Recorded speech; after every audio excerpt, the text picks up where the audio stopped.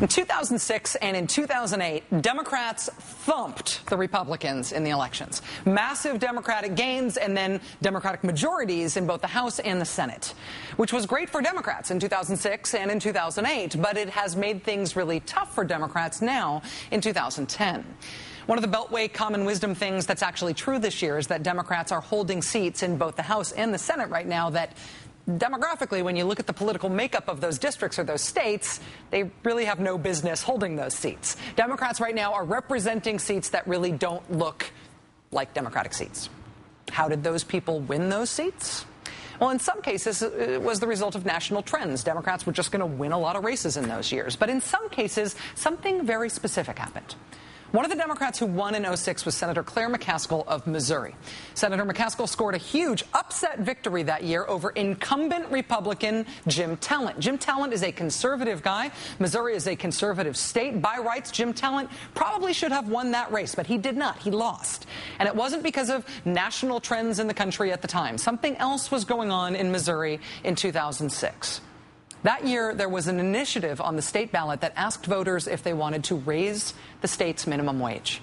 It was called Proposition B. That minimum wage ballot initiative became a big campaign issue in the race between Claire McCaskill and Jim Talent. McCaskill was for raising the minimum wage. Mr. Talent didn't like to talk about it.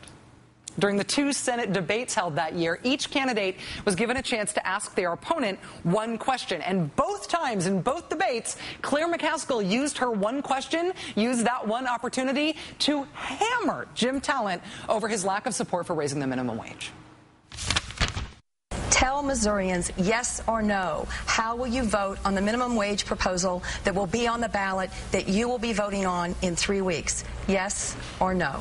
You're going to have to cast a vote in 2 weeks on whether or not we raise the minimum wage in Missouri. Will you vote yes or will you vote no?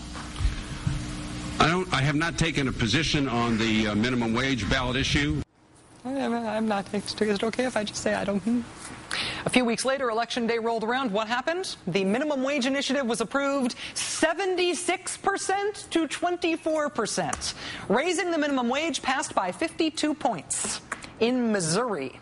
The other big result that day, Claire McCaskill defeated Jim Talent by a hair, 49.6% to 47.3%. A Democrat ousting an incumbent Republican senator in the state of Missouri. Months later, when the postmortems of that race were written, guess what the deciding factor was? According to an analysis by the American Prospect, quote, the minimum wage proposition passed in every county, winning 76% of the statewide vote. The grassroots get out the vote effort mounted by Acorn and labor unions on behalf of the minimum wage initiative helped put McCaskill over the top.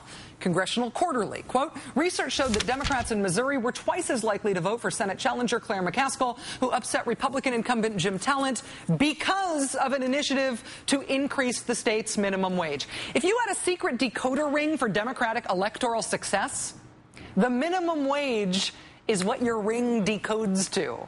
The minimum wage issue is Democratic electoral magic. Whenever minimum wage is on the ballot, it blows up. In 2006, minimum wage initiative passed in Nevada by 38 points. A minimum wage measure in Arizona passed by 32 points. 2 years earlier, one passed in Florida by 44 points. Voters in Montana approved a minimum wage initiative by 46 points. Montana. Democratic Senator John Tester of Montana, elected in 2006. When was that minimum wage ballot initiative on the ballot in Montana? 2006. Secret decoder ring. This is the code for Democrats. When minimum wage is an issue, not only does it win, Democrats win alongside the issue too. Quoting Congressional Quarterly, in 2006, voter motivation and reported interest in the election was disproportionately high among Democratic-based voters, especially where minimum wage initiatives were in play. The minimum wage issue is not something that gets talked about politically on the federal level very often. It does not get all that much national attention. But it is a very, very potent issue for Democrats. Raising the minimum wage is very popular with voters. And Republicans know it. A fact that is evident in Jim Talent trying desperately not to say anything about it in 2006.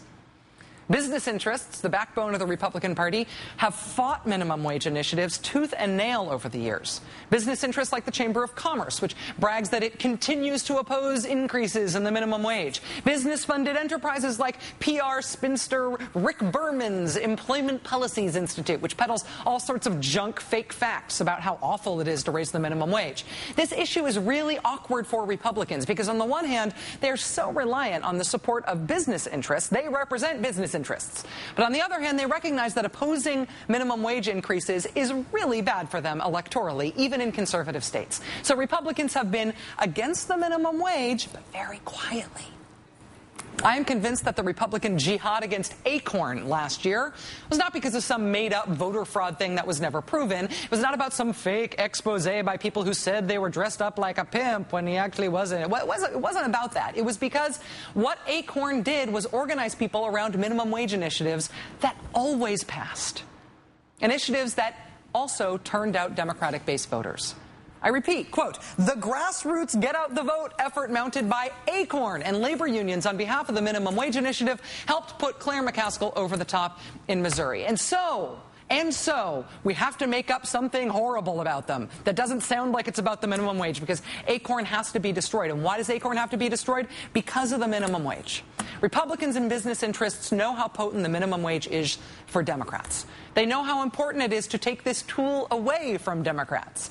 And before this year, they have therefore known that they need to keep quiet about their position on it. Say Acorn was about the fake pimp thing. Hire Rick Berman's PR firm to lobby against it, but keep your name out of it. Jim Talent, when you get asked about it, just hem and haw, look at your shoes. Try not to get on the wrong side of this issue. Try to avoid being associated with your actual position on it, because this is a Democratic and a liberal juggernaut of an issue. Republicans always kept their heads down on this issue over the years. Until this year.